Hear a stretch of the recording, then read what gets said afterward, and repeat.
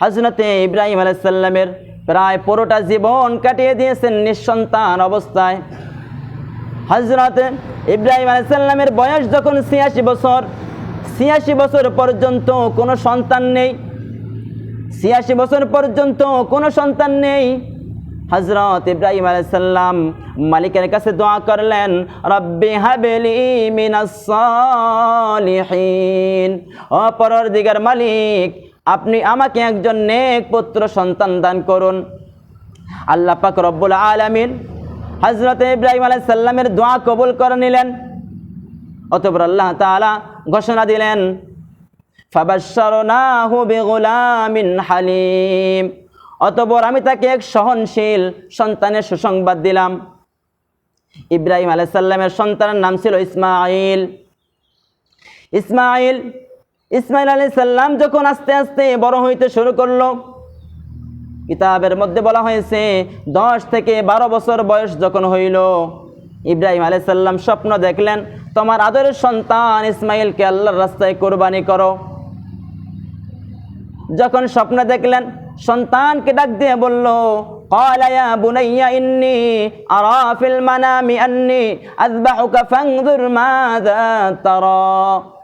ইব্রাহিম আলাইহিস সালাম সন্তানকে ডাক দিয়ে বললেন যে আমি স্বপ্ন দেখলাম তোমাকে আমি জবাই করতেছি, আল্লাহর রাস্তায় তোমাকে আমি কুরবানি করতেছি, এখন তুমি ভেবে দেখো তুমি কি করবে, তুমি তোমার অভিমত আমাকে জানাও। এখানে অভিমত কেন চাইলেন? অভিমত চাওয়ার উদ্দেশ্য এটা নয় যে ইসমাঈল আলাইহিস সালাম না বললে কোরবানি দিবেন না আর হ্যাঁ বললে কোরবানি দেবেন, এটা উদ্দেশ্য ছিল না। মূল উদ্দেশ্য ছিল যে দেখি আমার সন্তান ইসমাঈল আল্লাহ তাআলার হুকুম কতটুকু পালন করার জন্য আগ্রহীশীল, মূলত উদ্দেশ্য ছিল এটা। তখন ইসমাঈল আলাইহিস সালাম কি বলে, ক্বালা ইয়া আবাতি ইফআল মা তু'মার, ক্বালা ইয়া আবাতি ইফআল মা তু'মার, হে আমার পিতা, আপনাকে যে আদেশ করা হয়েছে, যে হুকুম করা হয়েছে তা আপনি পালন করুন। সাতাজিদুনি ইনশাআল্লাহু মিনাস সাবিরিন, আপনি আমাকে সবরকারীদের মধ্যে পাবেন, আপনি আমাকে সবরকারীদের মধ্যে পাবেন, আপনি কোনো চিন্তা করিয়েন না। যখন সন্তান যখন রাজি হয়ে গেল, হযরতে ইব্রাহিম আলাইহিস সালাম ইসমাঈল আলাইহিস সালামকে নিয়ে মিনা প্রান্তে চলে গেলেন কোরবানি দেওয়ার জন্য। হাতের মধ্যে তরবারি আর রশি নিয়ে চলে গেলেন কোরবানি দেওয়ার জন্য।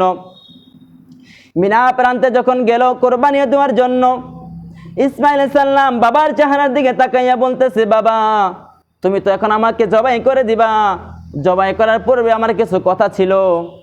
হযরত ইব্রাহিম আলাইহিস সালাম বলতেছে, কি কথা বাবা বলো। হযরত ইসমাঈল আলাইহিস সালাম বলতেছে, বাবা তুমি যখন আমাকে কোরবানি দিবা, যখন তুমি আমাকে জবাই করবা, তখন আমার হাতগুলো আমার পাগুলো শক্ত করে বেঁধে নিবা, কেননা তুমি যখন আমার গলার মধ্যে যখন ছুরি ধরবা, তখন যদি আমি ছটপট করি আমার পা যেন তোমার গায়ে না লাগে। যখন তুমি আমাকে কোরবানি দিবা, যখন তুমি আমাকে জবাই করবা, তখন আমার জামাটা খুলে তোমার হাতে রাখবা, কেননা আমার মা আমাকে কষ্টের পর কষ্ট লালন পালন করছে।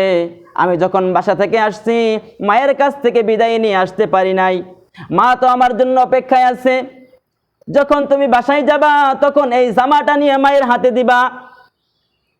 আমার মায়ের কাছ থেকে বিদায় নিয়ে আসতে পারি নাই, হয়তোবা আমার মা এই জামাটা নিয়ে তার অন্তরটাকে, তার মনটাকে সান্ত্বনা দিতে পারবে। যখন তুমি আমাকে জবাই করবা, যখন তুমি আমাকে জবাই করবা, তখন আমার চোখগুলো নিচে নিয়ে রাখবা, আমার চেহারাটা উবত করে শোয়া লইবা এবং তোমার চোখগুলো শক্ত করে বেঁধে নিবা।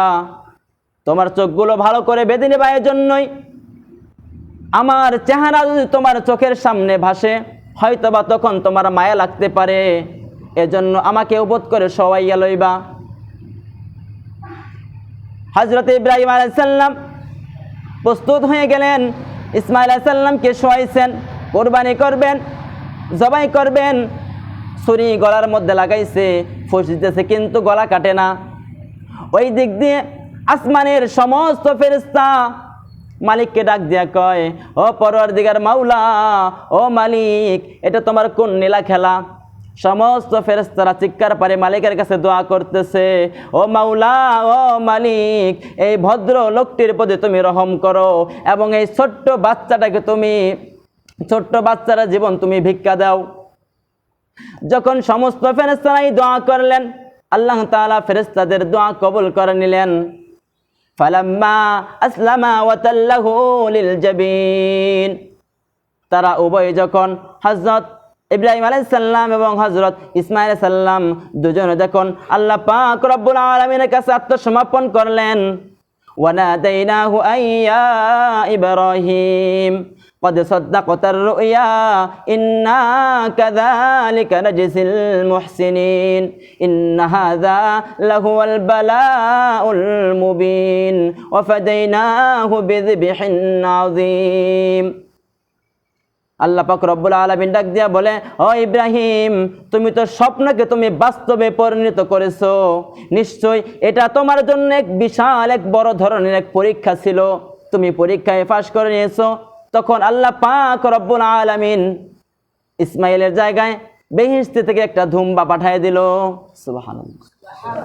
আল্লাহ পাক রব্বুল আলামিন জিবরাইলকে ডাক দিয়া বলে, ও জিবরাইল, জলদি করে যাও, আমার এই নসর বান্দা ইব্রাহিম যতক্ষণ পর্যন্ত তার সন্তান ইসমাইলের কল্লা কাটবে না ততক্ষণ পর্যন্ত ছাড়বে না, জলদি করে যাও। জিবরাইল আমিন যখন আসতেছে, যখন আসমান থেকে যখন আসতেছে, জিবরাইল আমিন ভয় পেয়ে গেল, না জানি আমি যাইতে যাইতে কাল্লা কেটে ফেলে। জিবরাইল আমিন আসমান থেকে আসতেছে আর আল্লাহু আকবার তাকবীর দিয়ে আসতেছে। হযরত ইব্রাহিম সাল্লাল্লাহু আসমানের দিকে তাকাইয়া দেখে জিবরাইল আমিন আসতেছে আর ধুমবা আসতেছে। হযরত জিবরাইল আমিন এসে ইসমাইলকে সরাইয়া দিয়া ধুমবা সেখানে কোরবানি করে দিল। সেখান থেকে আমাদের এই কোরবানি চলে আসলো। কোরবানির মূল উদ্দেশ্য, মূল কথা, আমাদের জান মাল যত কিছু আছে সব কিছুই আল্লাহর জন্য।